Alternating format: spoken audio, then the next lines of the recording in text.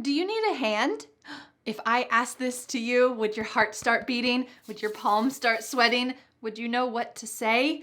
Well, never fear. Today, I'm going to help you reply to this question and many others. Today, you are going to practice speaking with me about your house. Hi, I'm Vanessa from speakenglishwithvanessa.com. And like always, I have created a free PDF worksheet with all of today's important questions, answers, vocabulary, sample conversations, and ideas to help you level up your English speaking skills. You can click on the link in the description to download this free PDF worksheet today. It is my gift to you. All right, are you ready to get started talking about your house?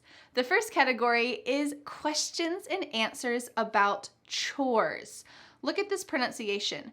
Chores. Chores. Make sure you pronounce this correctly, and it means things that you need to do to take care of your house and your home. So let's start with some of these questions and answers and level up your speaking skills. Do you need a hand? Remember this question I asked you not too long ago? Well, what can you reply to this question with? You can say, "Oh, no thanks, I'll be finished soon." Do you need a hand? That means, can I help you? If you're doing some difficult chore, someone kind might ask you, do you need a hand? Or you can ask, can you give me a hand with this? Let's say you're picking up something that's really heavy because you're trying to move it across the room. You need to ask for some help or ask for a hand. Could you give me a hand with this? And hopefully the other person will say, sure, I'll help you. A common chore question is, do you mind taking out the trash? Do you mind doing the dishes? Do you mind folding this laundry? It's asking, please, I need some help. There are so many chores to do. Do you mind doing one of these chores for me? And hopefully the other person will say, yes, it's no problem. A similar question is, can you help me tidy up? Can you help me fold this laundry? Can you help me take out the trash? And hopefully the other person will say, sure, I would love to. If not, though, they might say, oh no, I'm really busy, I'm sorry. Hopefully they don't say that, but it's possible. If you live with other people, especially if you live with kids, it's important that everyone participates in the chores and taking care of the house. So someone might ask you this question, are your kids old enough to help with chores? And if you're like me, you might say, they are, and they love helping. In fact, my kids' favorite weekend day is deep cleaning day. They take a wet rag and just wipe everything, every corner, every chair, and they love it. Of course, we don't always love doing chores, so you might need to reply to this question, what's your least favorite chore?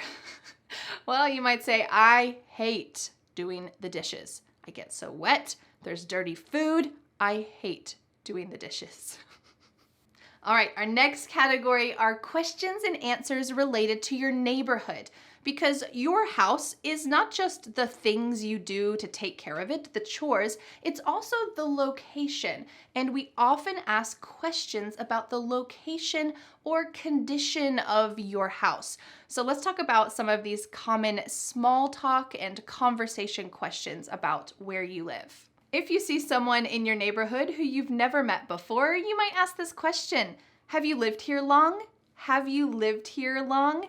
And they might say, oh, I'm new to the neighborhood. I just moved here from New York City. This could be an answer that you give if you move to the US and someone doesn't recognize you and they say, oh, have you lived here long? You can use this answer. I just moved here. I moved here from Italy. I moved here from Japan. Great answer.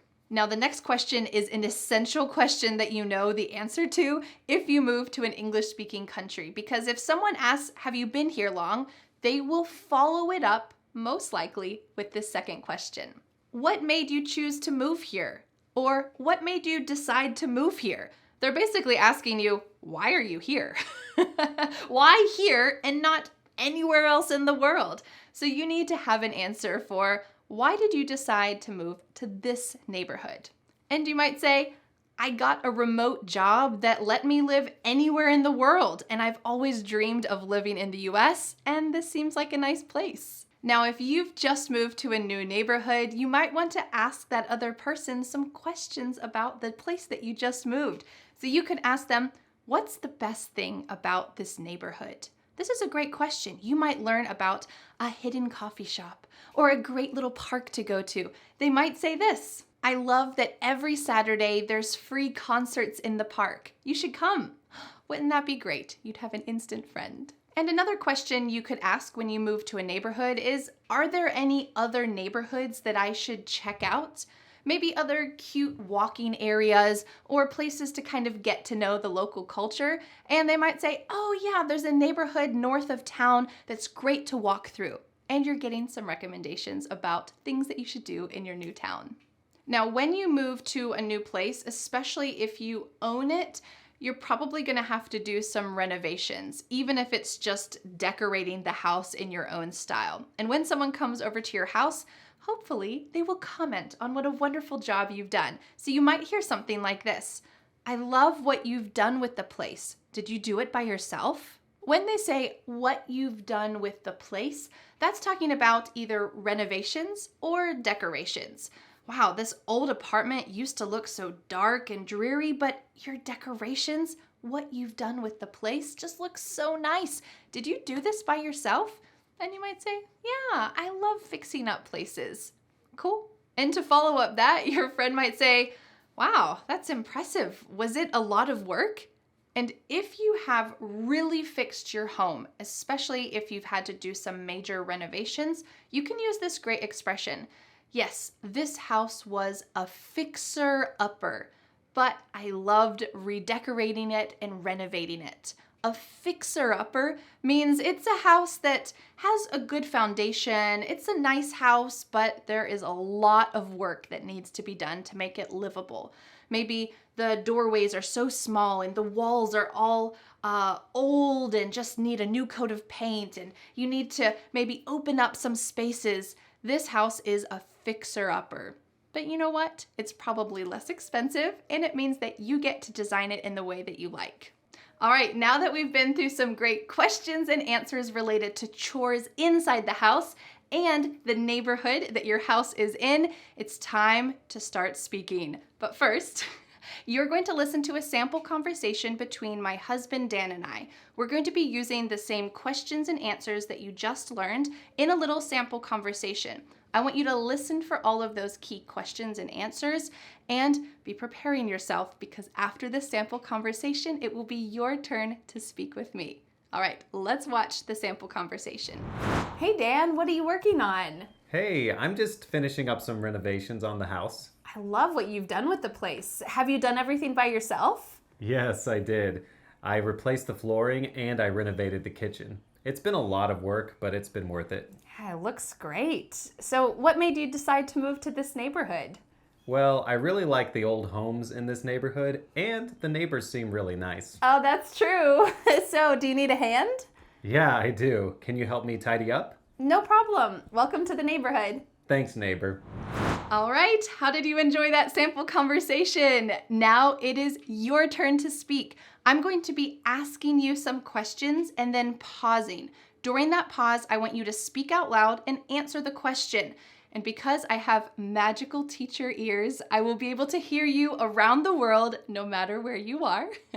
So make sure that you're speaking out loud. And you're welcome to go back and repeat this segment of the video as many times as you want. You can even pause it if you need more time to be able to speak or think about your answer. So, are you ready to speak with me? Let's do it. Hey, I haven't seen you before. Have you lived here long?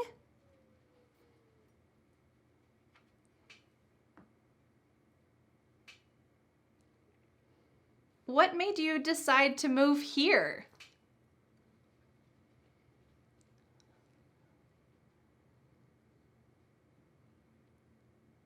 So what do you think is the best part about living in this neighborhood so far?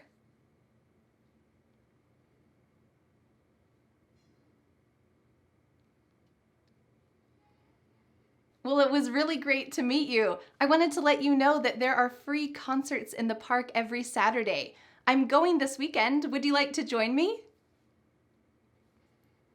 All right, let's do it. I'll see you then. Well, congratulations on practicing speaking with me about your house. You did it. The next step is to download the free PDF worksheet, which includes all of today's sample answers, questions, sample conversations, and at the bottom of the worksheet, you can answer Vanessa's challenge question so that you never forget what you've learned and you can level up your English speaking skills. Click on the link in the description to download that free PDF worksheet today. Well, thank you so much for learning English with me, and I'll see you again next Friday for a new lesson here on my YouTube channel. Bye! But wait, do you want more? I recommend watching this video next, where you will learn to speak with me about the most common small talk conversation topic ever. It is the weather. You need to be able to talk about this in daily conversation, especially when you meet new people around your neighborhood. Check out that video to find out more, and I'll see you there.